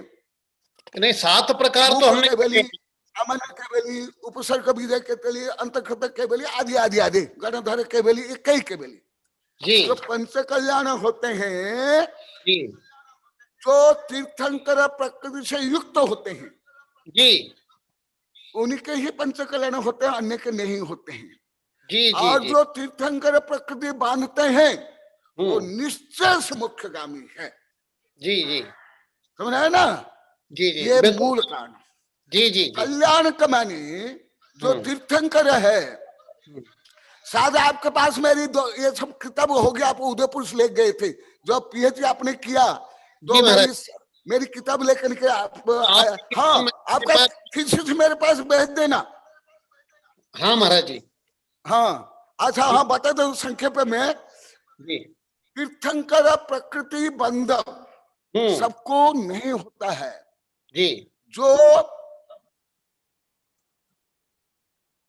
तीर्थंकर पाद मूल में जी तो षोडश कारण भावना, उसमें फिर मुख्यतः धबला जय धबला में आया दर्शन विशुद्धि सहित जो विश्व कल्याण के भावना भाते हैं, जो वात्सल्य भाव से सहित होते, जो भयावृत्ति से युक्त होते हैं, उन्हीं को तीर्थंकर प्रकृति बंध होता है। इसलिए करोड़ों अरब मुख्य चल जाते हैं तो ये एक तीर्थंकर बनते हैं। तो धबला जय धबला में आया। मैं जो ज्यादा बता रहा हूँ, धबला जय धबला, क्षपण साल, लब्धि साल, बड़े बड़े ग्रंथ सामान्य ग्रंथ में नहीं मिलेगा। मैं बार बार बता रहा हूँ, आप सामान्य ग्रंथ में ढूंढोगे मिलेगा नहीं तो आप सोचोगे हाँ कहाँ आगम तो नहीं, अच्छा इसे झूठ बोल दिए, कहाँ से बोल दिए, क्या बोल दिए।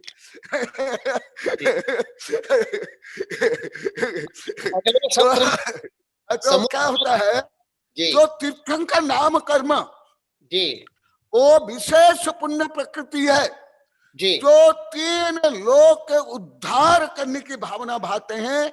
और 3 लोक के, यहाँ तक के हमारे कुछ सिद्धांत ग्रंथ में आया, वो निगोदिया अभव्य भी सुखी बने, ऐसे उनकी करुणा भावना होती है, जिसके कारण पूरा शरीर में खून दूध का हो जाता है, सफेद हो जाता है, कभी रोग नहीं होता है, मलमूत्र विसर्जन नहीं होता। मेरी किताब में लिखा हूं। तो इसीलिए जो तीर्थंकर प्रकृति बांधा वो निश्चय से मोक्ष जाएंगे और उन्हीं के ही पंच कल्याण होते हैं जी। और जो आपने प्रश्न किया मोक्ष कल्याण में क्यों, और ये भी आप तो बहुत अच्छे पंडित है, मुझे मालूम है। आप जो गाना गाते थे मैं झूम जाता था विधान में। आप तो बहुत अच्छा गाना गाते हो, बहुत अच्छा करते हो। तो आपको मालूम है, और विशेष कर्नाटक में, दक्षिण भारत में, और ज्यादा करके पूजा में ही पंच कल्याण सहित ही पूजा होती। सामान्य देखो अभिषेक के पंच कल्याण है कि नहीं, है ना? बिल्कुल। वो जो यही कल्याण तक जाने के लिए पहले उनको ऐसे कल्याण बोला, मोक्ष नहीं, ऐसे मोक्ष कल्याण के योग्य कौन हो सकता है अरहन, जो इन कल्याण से युक्त हो। इसीलिए जन्म के भी बताएगा, क्योंकि जन्म के जो अतिशय है अन्य किसी को नहीं होते हैं, कोई भी केवल के नहीं होते हैं, केवल तीर्थंकर केवल के। अभी तो समय हो गया, कुछ धवला जय धवला के विषय बताए तो संक्षेप में आगे सुनूंगा महाराज जी, आगे सुनूंगा। तीर्थंकर प्रकृति के उदय से केवल सत्ता उदय अलग, सत्ता अलग, लिख लो। हाँ। केवल तीर्थंकर प्रकृति की सत्ता से ही अनेक चमत्कार होते हैं। जैसे श्रेणी का अभी कहा है, नरक में है ना जी, नरक में है ना। तो नरक में जो होते हैं, जो तीर्थंकर प्रकृति सहित होते हैं, जो पूर्व बद्धा इसका ऐसे जाते नहीं है, जो पूर्व बद्धा इसका, वो अंतिम में देव क्या करते हैं, वज्रमय परिकोठा बांध लेते हैं। और रत्न वर्षा कब होती है? बोलो पंडित जी। गर्भ से पहले। मैं पहले भी आपको प्रश्न करता था। तो रत्न वर्षा कब होती है? उदय में, तीर्थ प्रकृति को उदय से की सत्ता से। हाँ है ना जी, बिल्कुल परिकोठा बंधा बना सत्ता से, इसलिए उसको अतिशय कहा, देव का वर्षा होती है, सत्ता है ना। तो इसीलिए ये तीर्थंकर महान पुण्य प्रकृति है। यही जो ऐसे पुण्य प्रकृति सहित तो होते हैं, उन्हीं के ही कल्याण को होते हैं, अन्य के कल्याण के नहीं होते। तो ये बताने के लिए, जताने के लिए ये बताया। और मेरी इसमें कई किताबें शायद आपके पास होगी, क्रांति का अग्रतत्व प्रोफेसर प्रभात ने छपाया है, और भी और कई किताबें है, इसमें सब लिखा हूं। हाँ, आप ज्यादा विधान पंचकरण करते हो ना, इसलिए आपने क्या सही किया। जी। नमस्ते गुरुदेव, नमस्ते गुरुदेव। समय हो गया। हाँ, समय भी हो गया। और गुरुदेव, हम आपके चरणों में कोटि कोटि वंदन करते हैं। अच्छा, BL सेठी पूछने वाले थे क्या? वो BL सेठी जी का बार बार नहीं आ रहा, कोई बच्ची दिखा रही थी, अभी शायद आ गए हो तो ले लो गुरुदेव, समय पर हो चुका है। हाँ, जल्दी, समय तो हो गया, जल्दी, क्योंकि अभी दिन छोटा है। एक नहीं, ज्यादा नहीं, दिन छोटा है, हमारा प्रतिक्रमण वगैरह होता है ना। बोलो जल्दी। हाँ, नमस्ते महाराज जी। हाँ, मेरी आवाज आ रही है? आ रही है। हाँ, मैं आज जो है, मुझे गरुड़ा के क्लास की याद आ गई। आज इतना अच्छा आपने प्रवचन दिया है, मजा आ गया, आनंद की अनुभूति बहुत हुई है गरुड़ा में जो आपने पढ़ाया। लेकिन आज हम गुण स्थान के बारे में चर्चा की, तो मेरा अंदर से ये जिज्ञासा हुई, क्या चतुर्थ गुण स्थान के आगे के गुण स्थानों में वीतराग अथवा निश्चय या कोई भी सम्यक दर्शन संवर का हेतु आगम और युक्ति से सिद्ध हो सकता है क्या? हाँ, सम्यक दर्शन के बाद ही संवर निद्रा आदि क्रिया चलती है, सम्यक दर्शन के पहले नहीं। यहाँ तक कि जय धबला में पहले कहा गया, पहला भाग में पहले कहा गया, यह जीव अनादिकाल से भले राजा महाराजा देव भी क्यों हो गया न हो, परंतु पुण्य नहीं बांधा। जब तक सम्यक दर्शन नहीं होगा तब तक पुण्य नहीं हो। तो इसलिए सम्यक दर्शन के बाद ही ये प्रारंभ होता है। एक प्रश्न और था, आज टाइम हो गया। हाँ, कल बाद में। हाँ, समाप्त। बोले स्वाध्याय तपस्वी वैज्ञानिक धर्माचार्य श्री कनकनंद जी गुरुदेव की जय। जनवाणी माता की जय।